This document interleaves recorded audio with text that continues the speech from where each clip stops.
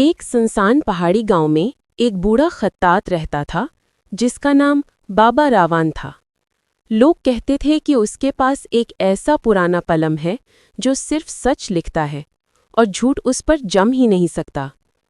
گاؤں میں ایک نوجوان لڑکا حمدان رہتا تھا جو بہت ذہین تھا مگر ایک کمزوری رکھتا تھا، وہ کبھی کبھار فائدے کے لیے جھوٹ بول دیتا تھا۔ ایک دن اسے پتا چلا کہ بابا راوان کا قلم جس کے پاس ہو اسے رزق اور عزت دونوں ملتی ہیں۔ حمدان لالچ میں آ گیا اور رات کے وقت بابا کے کمرے کی کھڑکی سے قلم چرانے کی کوشش کی۔ جیسے ہی اس نے قلم پکڑا، قلم اس کے ہاتھ میں جلنے لگا۔ وہ ڈر کر پیچھے ہٹا۔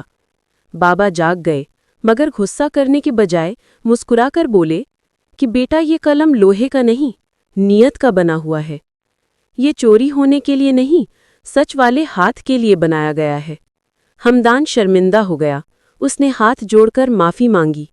بابا نے اسے قلم پکڑایا اور اس بار قلم ٹھنڈا تھا، جیسے اسے اس کی نیت پسند آ گئی ہو۔ اس دن کے بعد حمدان نے کبھی جھوٹ نہ بولا۔ اس کی زندگی بدل گئی اور لوگ دور دور سے اس کے پاس مشورہ لینے آتے۔ اس نے اپنی محنت اور سچائی سے نام کمایا، نہ کسی چوری سے، نہ کسی شارٹ کٹ سے۔